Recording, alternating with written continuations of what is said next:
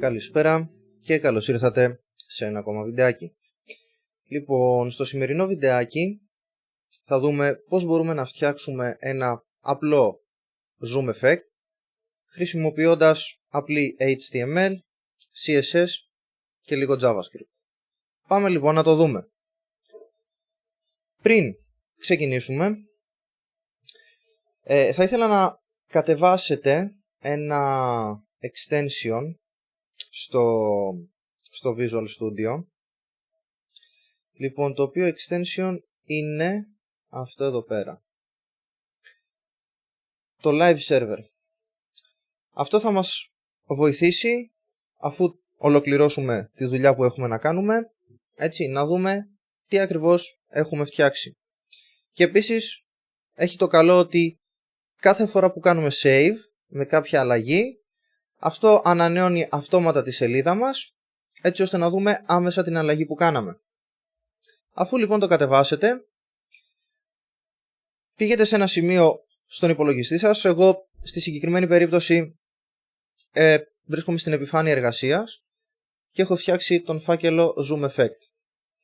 Αφού τον φτιάξετε, από το κουμπί File επιλέγουμε Open Folder, βρίσκουμε τον φάκελο που θέλουμε και τον ανοίγουμε.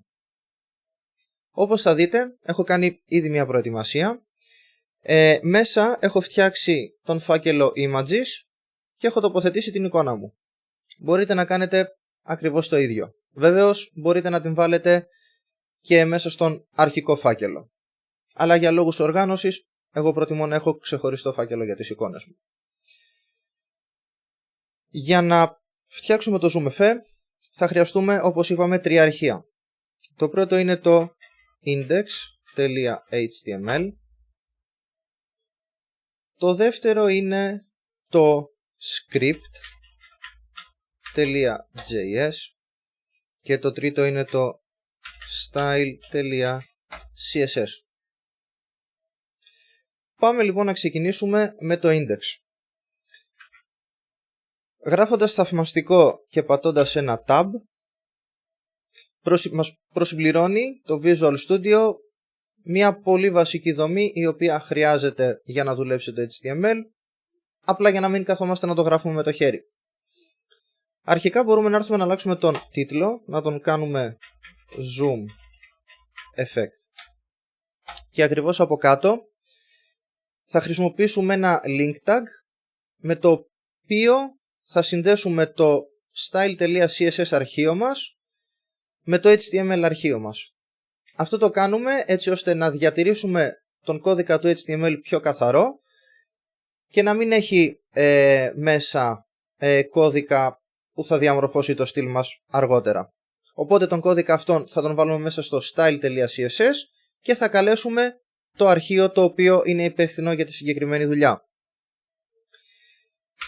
Λοιπόν, μπορούμε να ανοίξουμε το tag μας και να γράψουμε μέσα link rel ison stylesheet και έξω από το string, αυτό εδώ δεν χρειάζεται, και εκτός του string θα γράψουμε ένα href, όπου εδώ θα δηλώσουμε το όνομα του αρχείου μας, το οποίο ποιο είναι style.css, και φυσικά να κλείσουμε το tag. Μέσα στο body θα χρειαστούμε δύο πράγματα. Θα χρειαστούμε ένα div, το οποίο θα έχει το ID container, και ένα image source. Πάμε λοιπόν να τα δούμε. Χρησιμοποιώντας το hashtag και το όνομα που θέλουμε να δώσουμε, το ID που θέλουμε να δώσουμε στο div μας, στην προκειμένη περίπτωση container, και πατώντας το enter, το δημιουργεί αυτόματα το div μαζί με το ID που του δώσαμε. Μέσα λοιπόν στο div θέλουμε ένα image tag, το οποίο έχει σαν source το path και το όνομα της εικόνας μας, όπου στη δική μας περίπτωση είναι images κάθετος και το όνομα της εικόνας. Μπορούμε να ορίσουμε ακόμα μια παράμετρο, την alt από το alternative, και μέσα εδώ να γράψουμε ένα string, ας πούμε Ryzen Threadripper. Αυτό το string, και φυσικά να κλείσουμε το tag μας. Αυτό το string θα χρησιμοποιηθεί από το HTML σε περίπτωση που δεν βρεθεί η εικόνα που έχουμε ορίσει. Τέλος, κάτω από το div θα ανοίξουμε ένα script tag και σαν source θα βάλουμε το όνομα του script μας και φυσικά θα κλείσουμε το script. Λοιπόν, με αυτόν εδώ τον τρόπο ουσιαστικά τι κάνουμε? Καλούμε μέσα στο HTML, όπως ακριβώς κάναμε και εδώ πάνω, σε αυτές εδώ τις 4 γραμμές. Καλούμε λοιπόν μέσα στο HTML το script αρχείο μας. Γιατί το κάνουμε αυτό? Για να κρατήσουμε, όπως είπαμε και πριν, καθαρό το HTML αρχείο μας και η λογική του script να παραμείνει μέσα στο αρχείο του script. Τελειώσαμε με το HTML, πάμε να περάσουμε στο scriptάκι. Αρχικά θα χρειαστούμε δύο μεταβλητές εδώ πέρα. Η πρώτη θα είναι η container, η οποία θα αντιπροσωπεύει το divάκι που φτιάξαμε με το ID container, οπότε const container ίσον document.querySelector και μέσα στην παρένθεση θα περάσουμε το ID του div, το container. Επόμενη μεταβλητή θα είναι η εικόνα μας, οπότε ας το ονομάσουμε img ίσον document.querySelector ξανά και μέσα στην παρένθεση θα γράψουμε img. Τώρα πάμε να αποκτήσουμε πρόσβαση στο div, δηλαδή στην μεταβλητή container. Πώς θα γίνει αυτό? Πολύ απλά γράφοντας container τελεία. Τώρα είμαστε μέσα στο div μας. Και τι θέλουμε να κάνουμε? Θέλουμε να βάλουμε ένα event listener, οπότε add event listener και μέσα στην παρένθεση ποιον από όλους τους διαθέσιμους listeners χρειαζόμαστε. Στη δική μας περίπτωση χρειαζόμαστε το mouse move, το οποίο, όπως το λέει και η λέξη, είναι ένας listener που καταλαβαίνει, ακούει τις κινήσεις του ποντικού. Κόμμα λοιπόν και μέσα στην παρένθεση θα βάλουμε ένα ε και εκτός των παρενθέσεων το ίσον, το σύμβολο της ανισότητας. Θα ανοίξουμε και θα κλείσουμε τις αγγείλες και θα χρειαστούμε εδώ πέρα δύο μεταβλητές. Θα χρειαστούμε την χ και την ψ. Πάμε λοιπόν με την χ, η οποία ισούται με τελεία client χ μείον τελεία target τελεία offset left, θέλουμε εδώ offset left, και χρειαζόμαστε ακόμα μία, όπως είπαμε, την ψ, η οποία θα είναι ίση με τελεία client ψ πλην τελεία target τελεία offset top. Αυτές οι δύο μεταβλητές αντιπροσωπεύουν τους δύο άξονες, τον χ και τον ψ, τον οριζόντιο και τον κάθετο. Θα δούμε παρακάτω πώς θα τις χρησιμοποιήσουμε. Λοιπόν, πάμε να αποκτήσουμε λοιπόν πρόσβαση και μέσα στην εικόνα μας. img.style, οπότε εδώ τι του λέμε? Ότι κοίταξε να δεις, στην εικόνα που σου είπα νωρίτερα, δηλαδή εδώ πέρα, στο img, θέλω να πάω να δώσω ένα style, το οποίο θα είναι τελεία transform origin ίσον. Εδώ θα ανοίξουμε τα backtips. Τα backtips είναι το κουμπί που βρίσκεται ακριβώς από πάνω από το πλήκτρο tab. Θα βάλουμε το σήμα του δολαρίου, θα ανοίξουμε και θα κλείσουμε αγγείλη και μέσα θα βάλουμε το X. Το X αντιπροσωπεύει αυτήν εδώ τη μεταβλητή. Και ακριβώς δίπλα θα γράψουμε PX για να ορίσουμε τα pixel ουσιαστικά. Και ακριβώς το ίδιο θα κάνουμε και για την μεταβλητή ψ. Τελειώσαμε με το πρώτο κομμάτι του στυλ. Θέλουμε ακόμα ένα, το οποίο είναι img.style.transform ίσον scale και μέσα στην παρένθεση 2. Αυτό εδώ πέρα ουσιαστικά το χρησιμοποιούμε έτσι ώστε... Μισό λεπτό, γιατί μας κάνει κάτι βλακίες εδώ το formatter.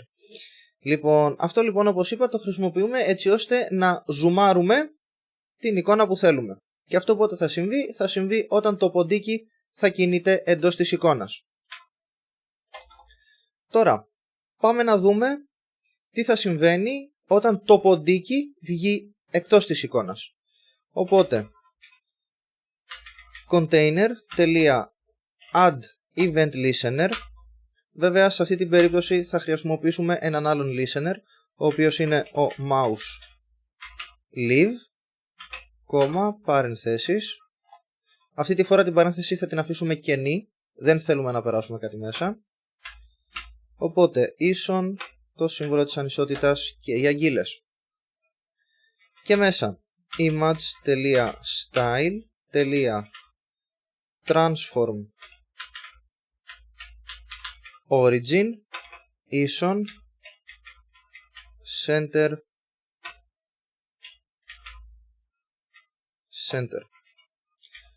Οπότε με αυτή τη γραμμή κώδικα του λέμε ότι κοίταξε να δεις, όταν το ποντίκι θα φύγει εκτός της εικόνας, τι θέλω, να πας να μου τη βάλεις στο κέντρο και για τους δύο άξονες. Οπότε το ένα center αντιπροσωπεύει τον άξονα των χ και το άλλο φυσικά τον άξονα των ψ. Και τελικό styling για την εικόνα, image.style.transform ίσον, εδώ ας χρησιμοποιήσουμε τα διπλά, scale, ανοίγει κλείνει παρένθεση και μέσα θα βάλουμε τον αριθμό 1. Οπότε, εκτός ότι η εικόνα θα επανέλθει στο κέντρο, έτσι, θα κάνουμε ουσιαστικά και reset το zoom στην αρχική του κατάσταση. Πάμε να δώσουμε και λίγο style εδώ πέρα. Έχω κάνει ένα typo, δώστε μου ένα δευτερόλεπτο να το διορθώσω, γιατί αν έχουμε λάθος όνομα, το HTML μας δεν θα βρει ποτέ αυτό το αρχείο. Ωραία. Εδώ το έχω δηλώσει σωστά, απλά μόνο εδώ ήταν το λάθος. Λοιπόν, πάμε να δούμε τώρα. Τώρα χρησιμοποιούμε αυτόν τον selector, το αστέρι, έτσι ώστε ό,τι θα βρίσκεται μέσα σε αυτές τις αγγείλες να εφαρμοστεί σε όλο το HTML μας. Οπότε εδώ τι χρειαζόμαστε? Χρειαζόμαστε ένα box sizing και θα το κάνουμε ένα border box. Τώρα, με τον selector body και τις αγγείλες εννοείται, ό,τι βρίσκεται μέσα στο body θα εφαρμοστεί σε όλο το σώμα του HTML. Θα ξεκινήσουμε με ένα background color. Εγώ θα του βάλω το orange red. Φυσικά μπορείτε να βάλετε ό,τι σας αρέσει. Θα ορίσουμε ένα display flex. Μετά θα κάνουμε ένα align items. Να τα στοιχίσουμε στο κέντρο. Μετά θα κάνουμε και ένα justify content επίσης στο κέντρο, έτσι ώστε να στοιχίσουμε το περιεχόμενο αυτή τη φορά. Ενώ με το align είναι για γραμματοσειρές, για κείμενα κτλ. Ενώ με το justify content πάμε στο περιεχόμενο, όπως υποδηλώνει και το όνομά του φυσικά. Εδώ μπορούμε να βάλουμε ένα font family. Ας χρησιμοποιήσουμε ένα font family. Ας βάλουμε το Courier New που μας προτείνει εδώ πέρα. Courier New. Εδώ όμως δεν θέλω το μόνο space. Θα του βάλω την sans serif. Οπότε ουσιαστικά τι του λέμε? Ότι άμα δεν βρεις την Courier New, άλλαξε το μου σε sans serif. Θα ορίσουμε ένα margin στο 0 και ένα ελάχιστο ύψος στα 100 VH.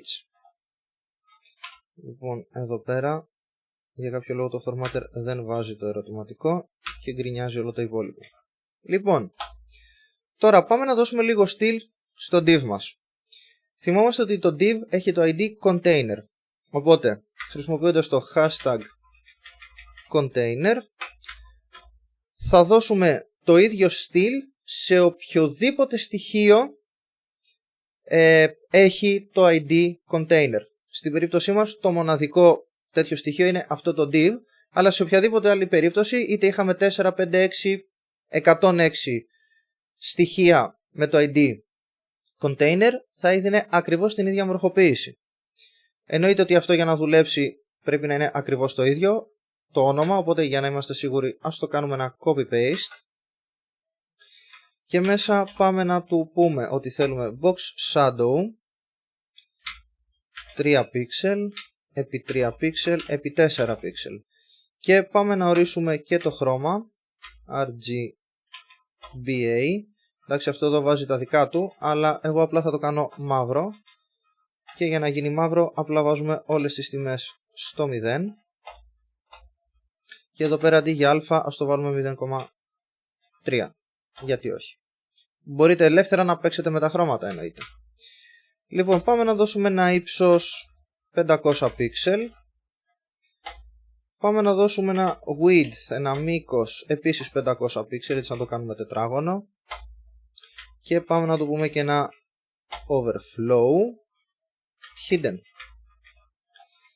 Και τέλος, πάμε να μορφοποιήσουμε την εικόνα μας με τον selector img και θα το πούμε transform origin center center και εννοείται ότι αυτά τα δύο center αντιπροσωπεύουν τους δύο άξονες.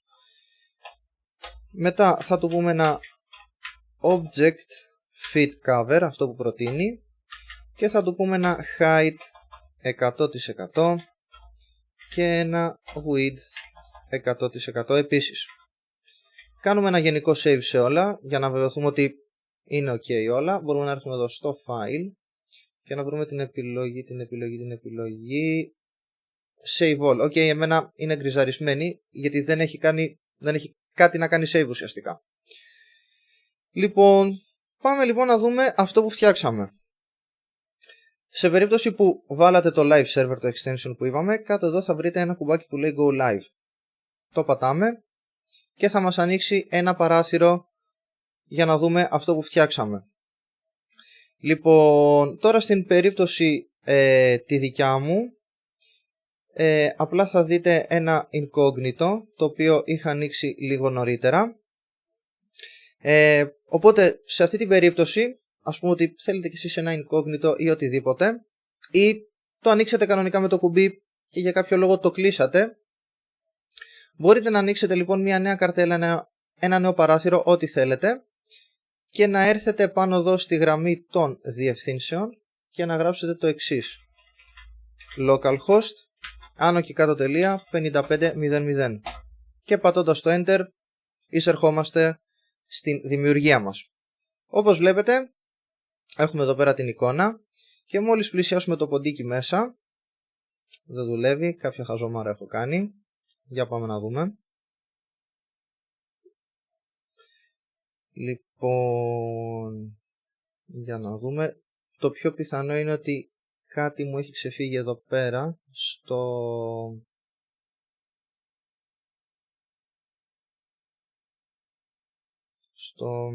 πώς το λένε, στο σκριπτάκι. Να δούμε, container, μήπως έχω κάνει κανένα typo εδώ τα ονόματα, αλλά όχι, δεν νομίζω. Λοιπόν, container, add, event listener, mouse move, client exit, target offset, left, stop, transform origin.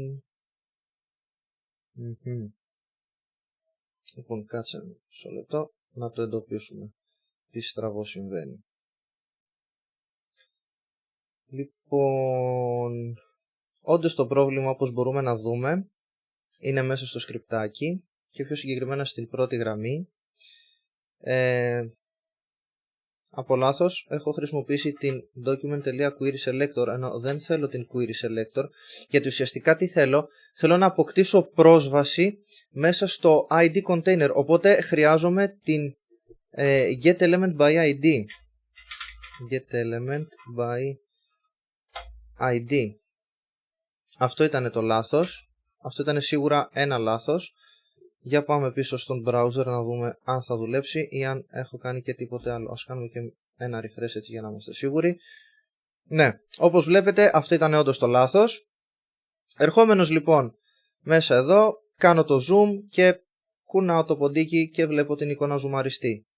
Και εννοείται, όπως είπαμε, αφού το ποντίκι φύγει εκτός της φωτογραφίας, θα επανέλθει στο κανονικό του zoom.